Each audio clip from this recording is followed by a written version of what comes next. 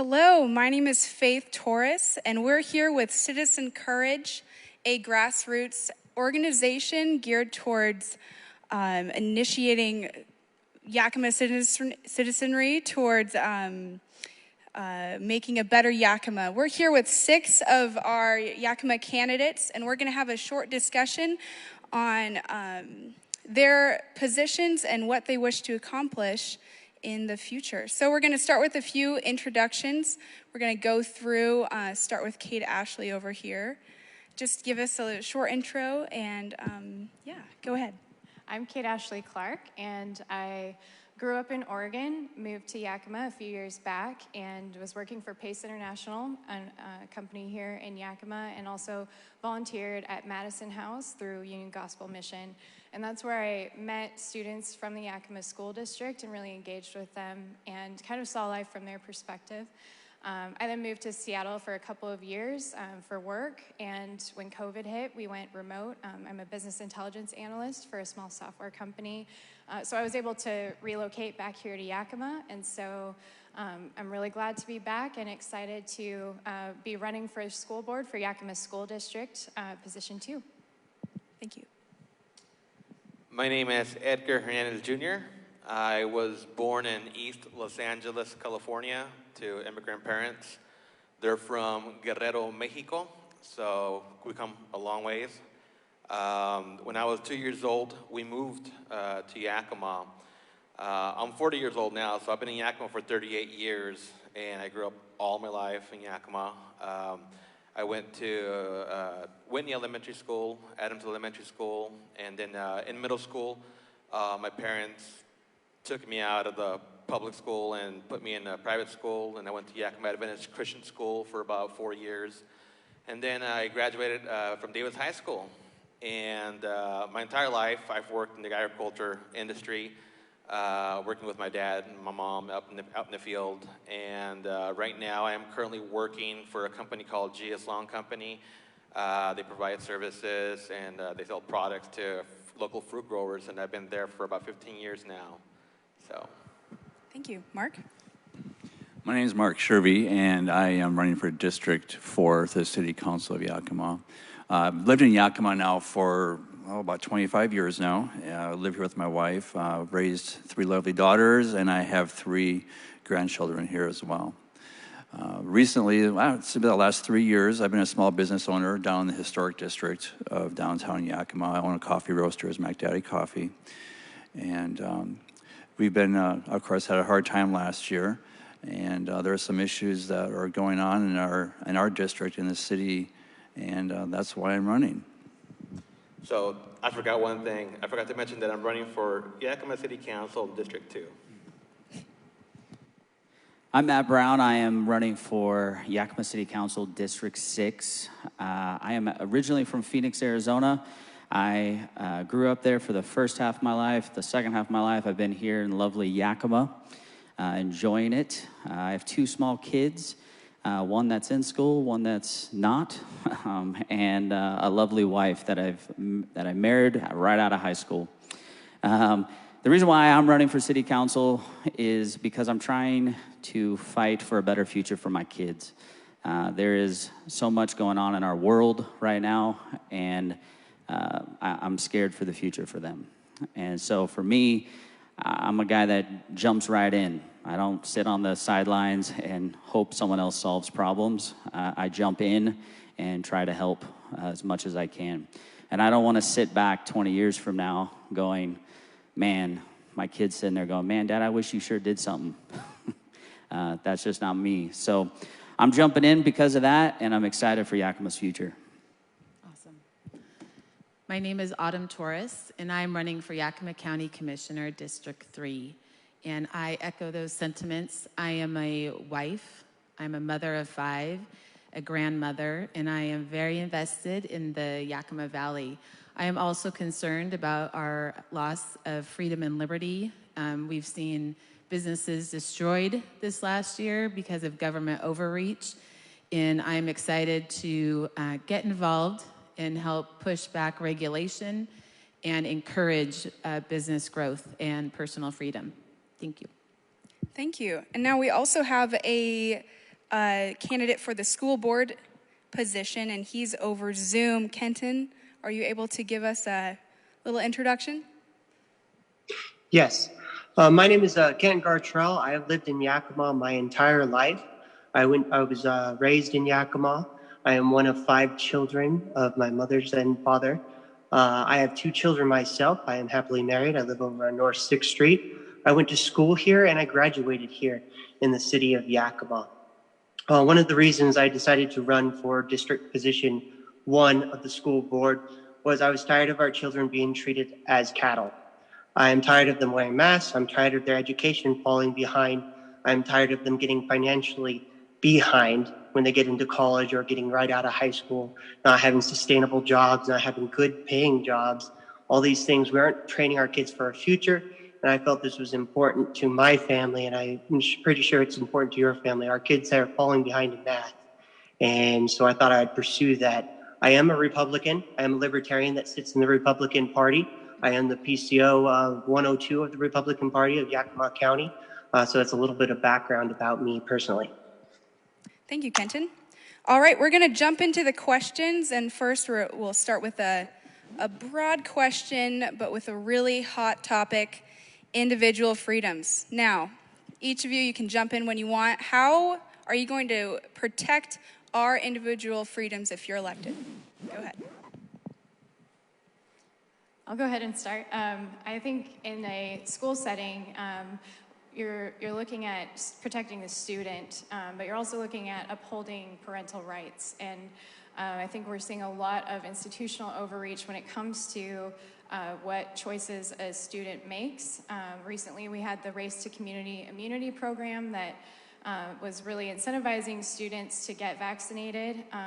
They were not prioritizing the parent's choice to make the best health decision for their child, knowing their child well, and each child is unique in their health needs. And so, we've seen this with masks. Children should not have to wear masks during school. That should be at the discretion of their parents, and the same is true for vaccinations. And also, even the ability to learn in person. It's incredibly important that students are there in person to learn and to engage in class with other students.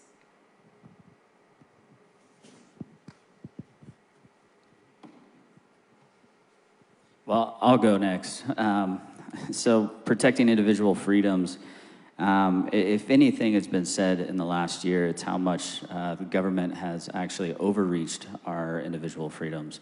They have done everything possible to shove their mandate on us, on every piece of us, from you can't open your business, you can't take your kids to school, you can't go to church.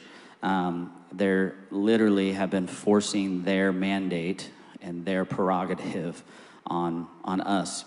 And what I have seen our local city council and our local elected officials do is not step up. As an elected official, it's our job to protect your rights as citizens. And, for me, I would be the loudest guy in the room. I'm not going to sit quietly back and hope that someone that doesn't live in Yakima will protect the rights of Yakima citizens. That's just not going to happen. So for me, if I was elected, it would be me standing up and saying, look, this is not okay. Our kids deserve to be in school. Our kids, not only that, deserve to not be wearing masks while they're in school. Our businesses should be open. Our churches should be open. Those individual freedoms, and it starts with us at the local level. So that's how I would protect it from that standpoint. I love that. And I would just say, as a Yakima County Commissioner, through this last year, we saw so many elected officials make excuses. It was nobody's fault. Then whose is it? Like Matt was just saying, it is your job as an elected official to stand up for the people who elected you and to interpose for them when the government or governor is his overreach. And like Matt was talking about, we saw that with churches closed down, businesses shut down, people losing their right to make a living. That is horrific when you stop and think what has happened to businesses and to children and to churches and to individuals. So I would also stand in the gap and interpose during those situations. I feel like it needs to be done. It's enough with the excuses. We've all heard it over and over this last year. So I echo what Matt says, and I would boldly stand up and say, no, that's overreach, and I won't put up with it. So. Thanks, Autumn. I can go back and talk about how it affected my business and how it hurt my business as a business owner. But above that, more importantly, I think, is the breach of our freedoms, our rights just being trampled on. And nobody's standing up for anybody here in Yakima. All the elected officials did nothing. They may have tried to write a proclamation to the governor, but they seem to argue about it because it might have been too strongly worded. I'm sorry, but there's nothing that can be too strongly worded that protects our freedoms and rights. As a business owner, it's hard to let employees go, to tell them that they can't work. It's hard to see nobody come into your doors. And it's hard when you see somebody walk in with a lanyard and a clipboard because you don't know if they're from a government agency to check on you. That's not what this country is about. There are other cities in Washington state that did stand up to the governor and did operate as normal and protected their citizens. And when I'm elected, I'm going to be one of those people that's going to stand up for my district, for my city, and I won't take that from anybody. I think you guys said it all. I don't have to say anything. I think what's also important to talk about with the individual freedoms is that not only has there been overreach, but we can be classified as something, right, as not caring about what happened last year. We should let government do this. Government should be allowed to tell us how to live our lives. Government should be allowed to do those things. And I'm on the opinion that I know how to take care of my family better than everyone else does, right? I'm the father of my family, and I know how to take care of that home. Jay over there in Olympia does not know how to take care of my family, doesn't know how to keep them healthy, doesn't know how to protect them like I do. And so, for me, I just continue to press in and go, I have a lot of faith in the people of Yakima to be able to take care of themselves through this last year and not to have government shoving mandates down their throat. That's just not, it's not American, to be one. That's not how this country was founded. And, that's what I would stand on and fight for is look, we can make these decisions. I have ultimate faith in Yakima citizens to be able to take care of themselves. Amen. I also think about it from a student's perspective, a child's perspective, as this is a critical stage of life where you are learning and growing and developing, and you're losing time by being away from educators, from your peers, from being able to learn and experience and have curiosity in person. And so they have been stripped. They've been, victim to these mandates that they're not at risk. Other people are at higher risk, but kids are not. And so it's a huge detriment long term for them to have that right to be in person or the right to have experienced education in person stripped away. Agreed. It's the hypocrisy as well. When you have smaller businesses, if one person showed up sick, they had to shut down for a week or two. Whereas if you were a big box store and you have over almost 200 people test positive, their business is wide open. And as for the kids too, they're at a disadvantage now too. They've lost almost a year of education. Some of the disadvantaged families have a hard time. They don't have a parent that can stay home or an educator that can stay home with them. Some of them have poor internet connections. And they're the ones that are suffering the most from that as well too. And so hopefully we can get past this and the effects of this won't be too long lasting. But our kids did not deserve that. Agreed. And another thing I'd like to add, our elected leaders abdicated their authority to their departments. Or what I heard is, well, I can't do this because our attorneys said that we can't, etc. My question is then, why are you elected? And I think here tonight you are seeing people that are willing to step out and to put themselves out there for those people who have elected us. We would work for you. Elected officials work for the people who have elected them. So over and over this last year, we all just heard excuses one after the other. And I think we're all over that. Thank you. Kenton, anything to add to that? Yes, we all live here in Yakima, no matter which district, position, or open elected position that we're running for. And if it doesn't live here in Yakima, it shouldn't have any say in Yakima. What we're all discussing here is politics. Which is more important, our families, our houses, our school systems, our friends, our neighbors, our streets?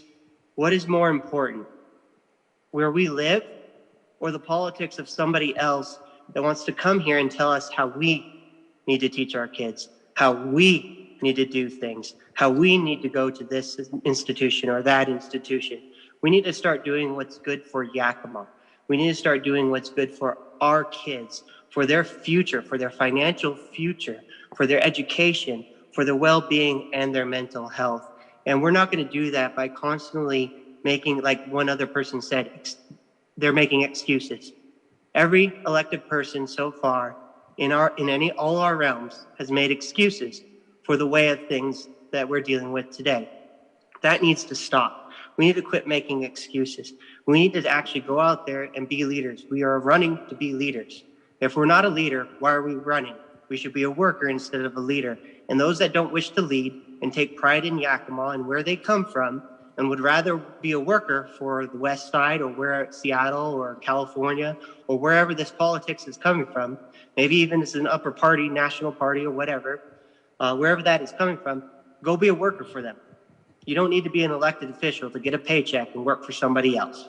But if you want to be your own business, be your own city, be your own society, be your own school educational system, you need to start being leaders. We need to start being leaders.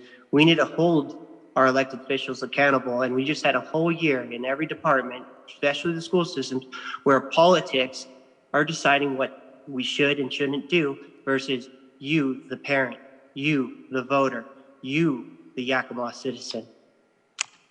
Thank you, everyone. That was comprehensive. So, Mark, you touched on this with your own unique experience, but last year was pretty rough for small business, as we all know. I'm going to ask this to the city council candidates as well as our county commissioner candidate. But what are a couple ways, take a couple minutes to describe how you would help fight for small business? I'll jump in on that one. Like I said, I own a small business downtown in the historic district. We're not a huge business. I might have 5 or 6 employees. But that's 5 or 6 paychecks every couple of weeks that contribute to our economy in Yakima. And as we saw last year, all of that just vanished. Families were struggling. But business, I think people may forget how vital business is to a community. Businesses bring in revenue, they bring in tax revenue, they bring in visitors from across the state. They give purpose for people to come downtown, make Yakima a destination place. Businesses contribute to society, to our community. And the businesses were hurt. And some of them are not going to come back. And some of them have suffered greatly and are just limping along right now. What I would like to do as a city council member is to give businesses an incentive to come downtown. There's no reason why Yakima can't become a destination for more of its citizens and for people from across the country in the state. We have something that the West Side just cherishes, and we have sunshine, 4 months of the summer, not a day of rain. And they'll pay for that.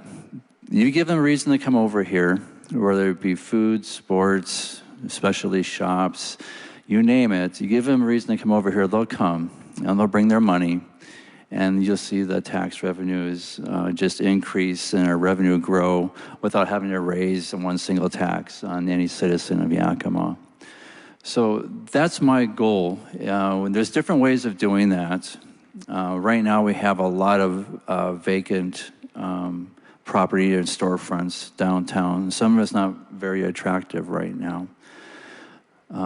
There's actually some legislation, hopefully will be passed this summer for a Tif Act, which is a tax increment financing program that we can maybe take advantage of in Yakima, that we can pick out some strategic areas downtown that would benefit from that financing program. And that would give developers a reason to come downtown and develop some of these properties, give some businesses a reason to come downtown. And if we can get some kind of business mindset to grow the downtown, just not just physically, but as in just getting some of those empty spaces filled up with some different types of businesses. Make it inducive to them to come do that, whether it be some kind of tax incentive, maybe some development incentive, maybe streamline the process so it's not so cumbersome for developers and businesses to actually set up shop in our downtown.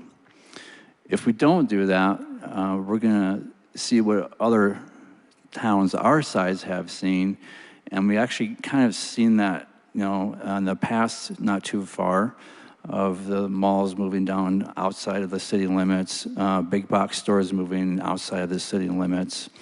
But it's not too late for us to reverse that process and to make Yakima a place to go. And to do that, we're going to have to do a couple things besides that. We're going to have a surety that it's a safe place to walk, whether today or at night, which means we're going to have to address the issue of crime, gangs, drugs, homelessness. All those together create an atmosphere that not everybody enjoys. So if we work in that in conjunction with getting business downtown, we can make Yakima a destination place, not just for the people of Yakima, but of the state as well. Yeah, so for small business, so I own 2 businesses, and last year was a little interesting trying to navigate. I own a production company, and we were supposed to have our biggest year, and we ended up having one of our smallest years in 11 years of business. And, it was kind of frustrating. But one of the things that I've worked through in the last 11 years of being in this business, at least, if government gets out of the way of small business thrives. When government's in the way of small business, we have what we have right now in downtown. We have businesses that are going under, they're moved away, they're not going there. And that really starts with looking at, from the top down, business policies that encourage growth.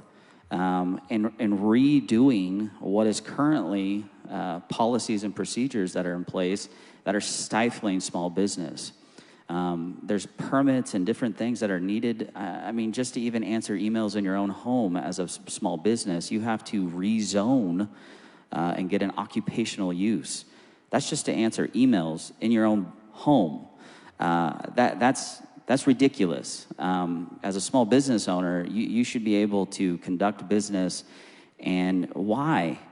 Because it benefits the city. It not only benefits that individual, and they now can provide for their family and stuff like that, but it brings a prosperous Yakima where we have businesses that feel like, you know what, I can actually make it in Yakima. And if you increase small business revenue in town, if you incentivize them with clearing up tax code and clearing up all these other things that prohibit them from just being a business, then you're going to see a business boom.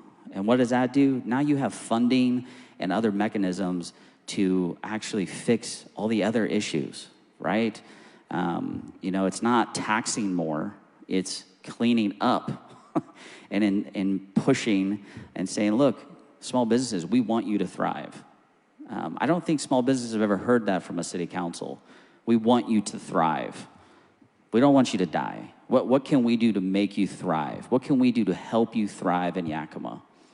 So that would be my perspective, is looking at it from a top down, going, how can we clean it all up? How can we clean up these crazy little policies, procedures that I'm like, man, that just doesn't make sense. So I like that. And I know I'm not with the city, but county, I would totally agree that things need to be streamlined. I've talked to so many people that are frustrated with the permitting. If you've ever had to get any type of permit, it's can be long. Especially this last year, my husband and I are general contractors, and it just takes forever a lot of times to get a building permit, etc. So as a county commissioner, I would like to go in and talk with these departments and figure out, like Matt was also saying, how can we reduce things? What can we do to make it friendly to the citizens from the top down? What needs to be cleaned up? What can we streamline? How can we make it a place where people, you know, right now it can be overwhelming. Like we're talking about business owner, you know, I have 5 children, they're all adults, and I want them to stay in Yakima. I want them to be able to start businesses and their friends, and to create a thriving Yakima County, you need to keep your young people, not have them run off to another place that has more opportunity. And so by creating a business-friendly environment, we can attract that talent. We could attract manufacturing, and we have a huge ag in the valley. Just attracting that by creating, streamlining all those processes would be awesome. I am not a business owner, but like Matt and Mark are, but I'm going to start first in my district, District 2. I do remember when downtown was vibrant. It was beautiful. People walked the sidewalk, streets, you know, and I miss that. I miss that, you know. But in my district, District 2, I think everybody is good. Everybody wants business. Everybody wants to make money in business. And the particular group of people in my district that want to do business is the Latino community, the Hispanic community. And what do they want? They want to see dinero, you know, money. But one of the problems in District 2 is nobody wants to do business in some areas that I believe would benefit a business owner for, you know, opening their business and doing business. 2 reasons. 1, crime. And District 2 is one of the top 2 districts, I think District 2 and District 1, that are a little bit high in crime statistics. And we got to clean that up. I got to clean that up. 2, there's dumps everywhere. I mean, dumpsters, garbage, and that's due to homelessness. And I see that in my district, and I'm trying to find expanded solutions to get rid of that so people can come to District 2 and open up their business, make money, and live a happy life. But I am a big advocate and supporter for businesses, small businesses in our local community, and I always try to advocate for that among my friends and family. But I believe that Yakima can be vibrant, in the small business world. And I always have said this, a long time ago, I tried to do a small startup. And I talked to some of my friends, family that know me, know about this startup. And I've always asked this, why can't Yakima be the Silicon Valley, of Central Washington, of the Pacific Northwest? Yeah, there's Seattle, yeah, there's, Silicon Valley and Cali, but Yakima can be that spot. There's a lot of, potential, for business in that area, and that's what I'm trying to support right now. Thank you. All right, so this next question I'm going to pose to our school board candidates, KateAshley and Kenton. Kate, can you start us off? Yeah, let me ask the question. Sorry about that. Okay, so moving forward, what are some challenges that you've identified in this education and how do you wish to address those? I think the biggest challenge that our educational systems are facing are political ideologies that are overriding even education itself. There is, in particular, critical theory, which is kind of the umbrella for any kind of identity politics, whether it's critical race theory or gender identities. The idea is to separate groups of students into categories based on race, class, gender, where those divisions didn't exist before. And so essentially what happens is students are then, their whole worldview is defined by those arbitrary classifications. And so when they're learning, really they're being taught what to think instead of how to think and how to think critically. And so we're seeing this play out, whether it's the comprehensive sexual health education bill, where gender identity classifications are being pushed on students at very young ages. It's also being tied to funding structures. So through the CARES Act, the ESSER funding grant that is available to school programs, the Washington State Office of the Superintendent has prioritized anti-racist programming as a predicate for receiving grants through that program. And so school districts are being told they need to dismantle racist structures, systemic racist structures, rather than being focused on the actual education. And so this is a big detriment to students. They're being taught that instead of being individuals created in the image of God, they are classified by things that are completely outside of their control, and taught to be in opposition to those who are outside of those classifications. So it creates this power dynamic in the classroom that's a huge detriment to anyone who's learning, and it's also it distracts from the task at hand, which is educating and learning. And so I really want to see our schools get back to focusing on education, and to get rid of these ideologies that are harmful to children. And we have in 2018 to 2019 pass rates, or the ratio of students that met math and science standards hovered in the 33% range, and that should not be acceptable. And our school board has said that they want to reach the goal of 75% in a few years. And I don't see us getting to that point if we are so focused on these ideologies and implementing structures and programs that are further dividing students. They should really be focused on education, being inspired to work hard and to dream big, and to develop their own skills based on their unique attributes as an individual. All right, Kenton? So my campaign is all about saying no more. Oh. Did you say me? Yep. Oh, okay. I thought I interrupted somebody. Sorry. So my campaign is about saying no more. It's the campaign of saying no. No more politics. No more critical race theory. No more teaching our kids anything about basically his sexual identity, any type of sexual course that is not scientific or have a health reason behind it. We've spent more money and more time, all the teachers, all the paras, all the para pros, all the subs, all the administration in every school district across this state, we spent more money and time dealing with COVID, making sure our kids wear masks, than we did teaching them math. And this affects my house just like it affected all of your houses.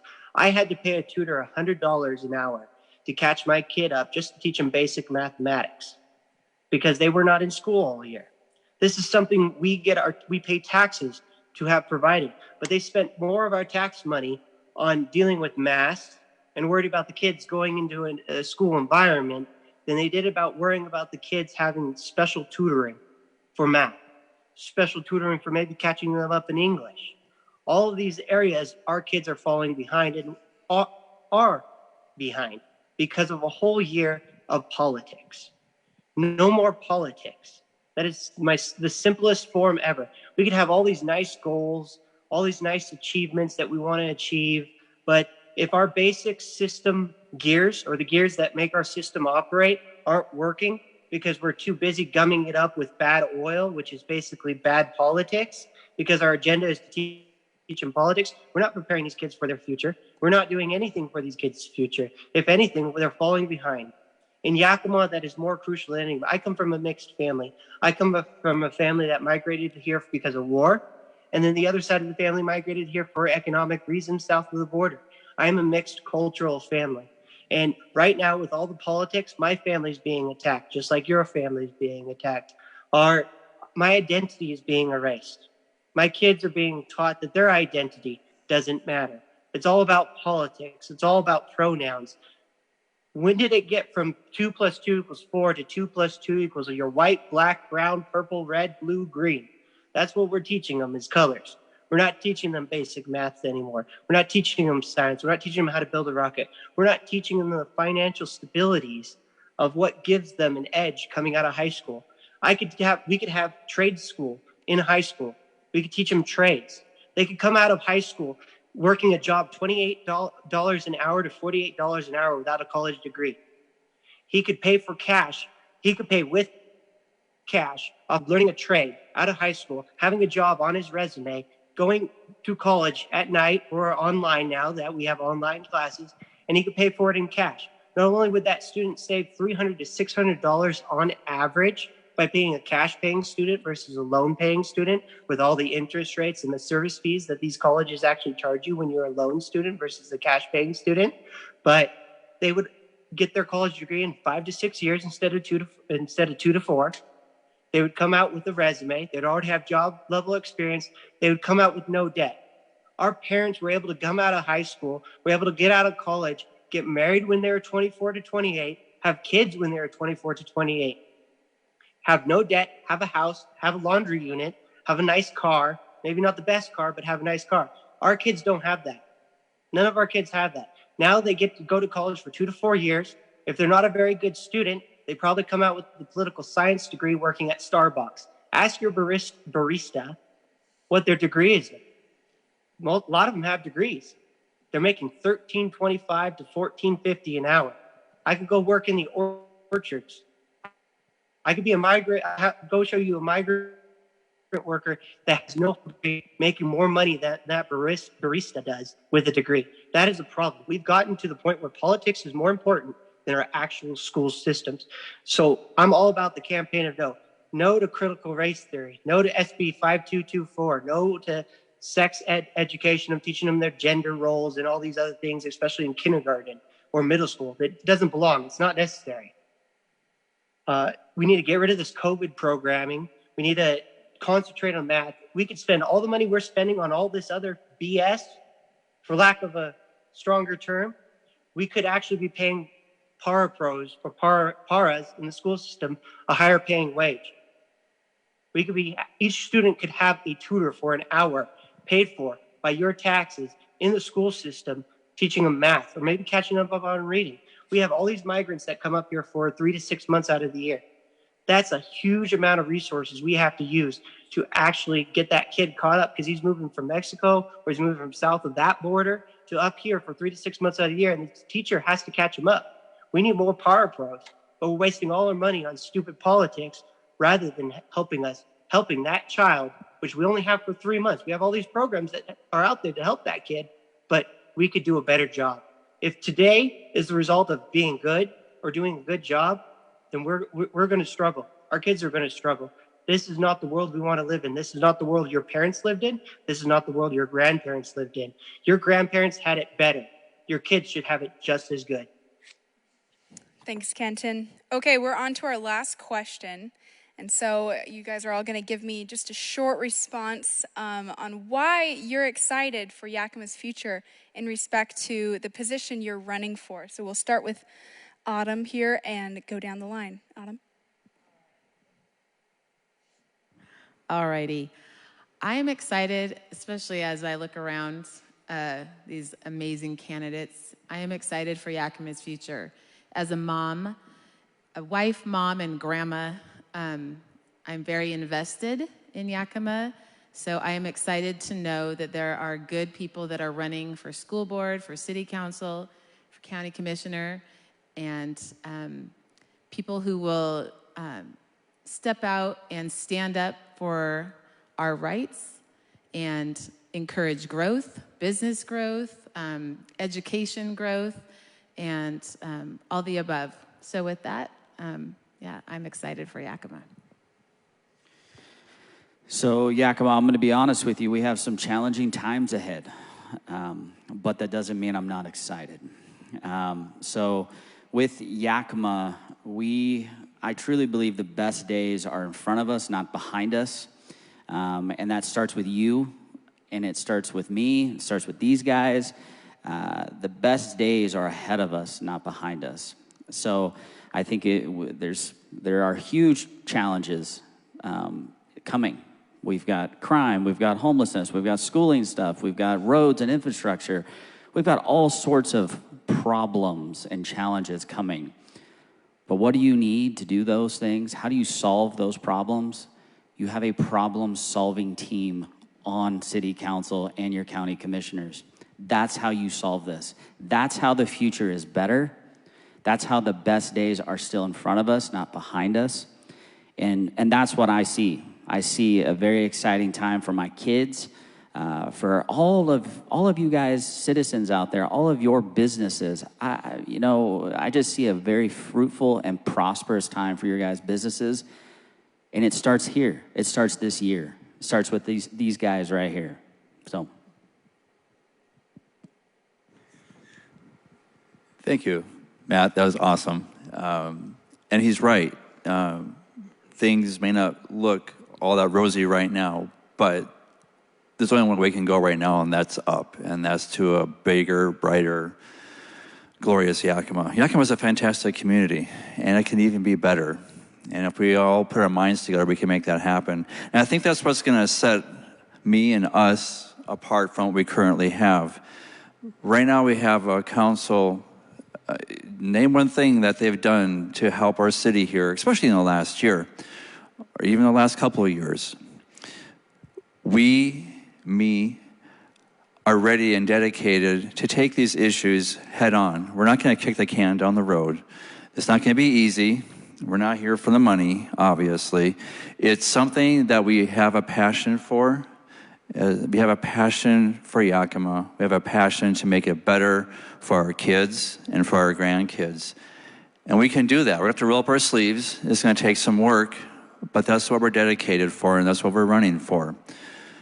We all have families. We all have jobs. We all have businesses. Running a campaign takes a lot of time, a lot of effort, and we're putting some of that stuff aside. And we don't care. it's worth it to us. And we want to make that a better place for all of us.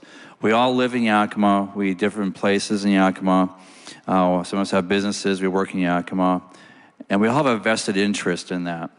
And so that's what we're looking at, is to make a Yakima just a shining star in the middle of Washington. And that's something that we can do. All we have to do is look back at the past, see where the mistakes were made, and some of those mistakes are very recent, and we can learn from those, and that's what we're going to do. I love Yakima.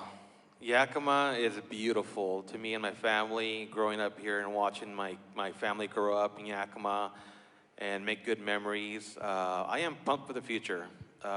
You know, Yakima will rise. I've always kept that hope, and I know it will be done. I'm very committed to serving my district and Yakima as a whole. And I just ask, you know, everybody in Yakima, you know, just be just a little bit more patient. I know, just like Matt mentioned, there's some challenges ahead, but I believe it's going to prosper, and it's going to prosper for a very long time.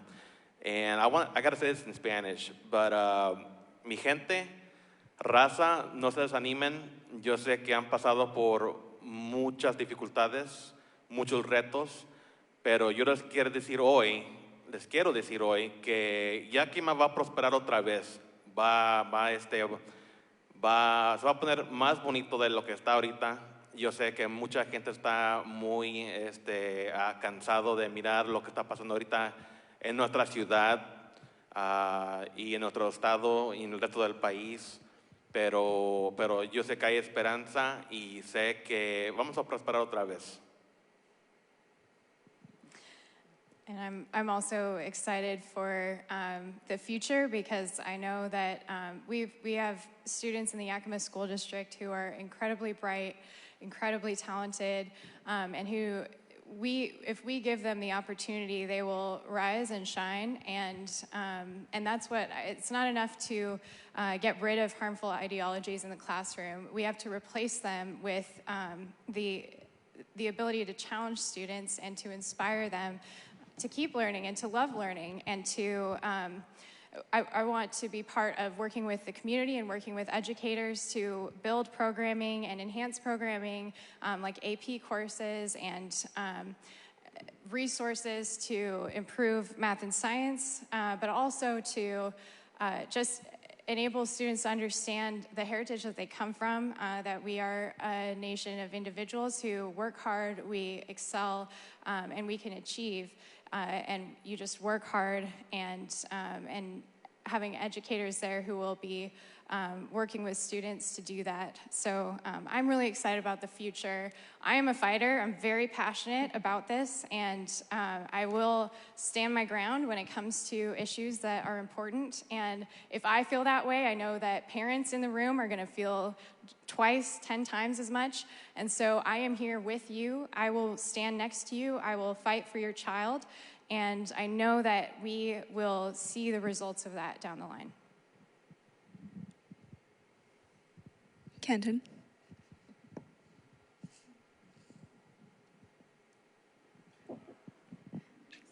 That's Kenton, you, Kenton. you can go ahead. Go for it, bud.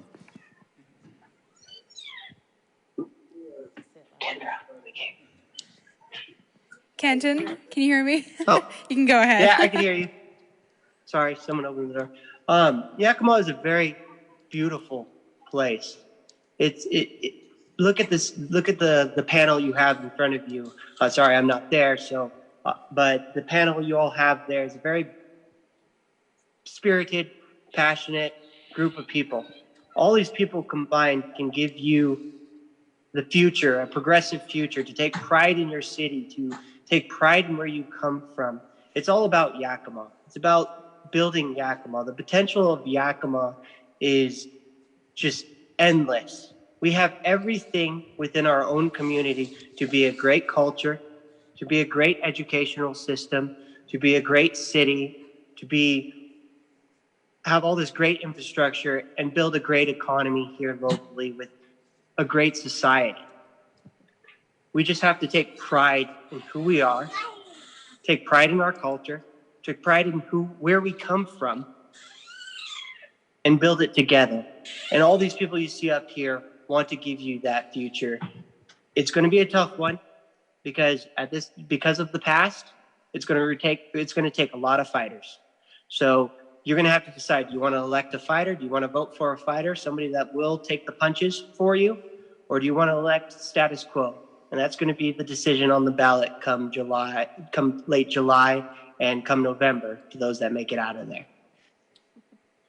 Thanks. Well, I just want to give a huge thanks to the candidates and the fact that they're willing to sacrifice in order to invest in our valley. So do you guys have any closing words? KateAshley, do you want to start us off with how to follow you for one? Yes, you can follow me on Facebook. It's KateAshley for Yakima School Board, I believe, and also check out Citizen Courage. We're so honored and excited to have these candidates running for office. And you can find me on Facebook as well at Edgar Hernandez for Yakima City Council District 2. If you have any questions, go ahead and shoot me a message.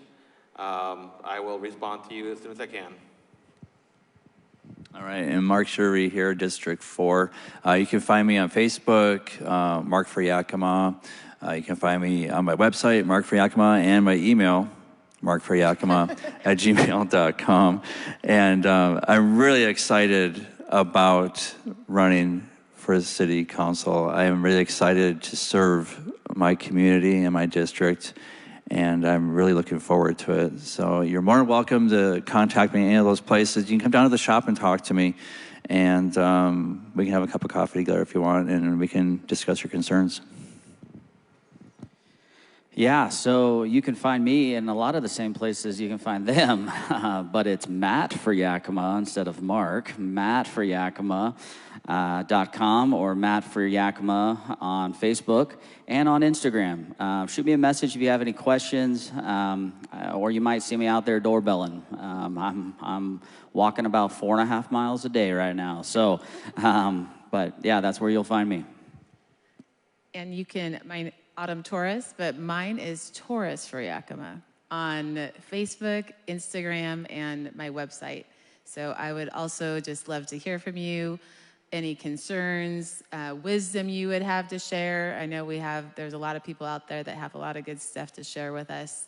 And so thank you guys. It's been an honor tonight. This is just super exciting. So thank you. Kenton, any closing words? Yeah, you can find me at 2 locations. You can find me either at Yakima Reclaimed, which is located at 415 West Washington Ave. That is my small business I am owner of, located in Yakima, Washington. Or you can find me online if you want to reach out to me, which is on the Facebook, Kent Gartrell for Yakima. And I just want to encourage you guys, get out there and vote. Learn who your candidates are. There's no such thing as a nonpartisan race. Everybody comes from somewhere. It's just a matter of, do they believe the same things you do? All right, that closes us out. Again, thank you to our candidates and thank you for tuning in. Remember, go out, spread the word, help out these candidates. You can doorbell, you can tell your friend to vote for them for one. And yeah, thank you and have a great night.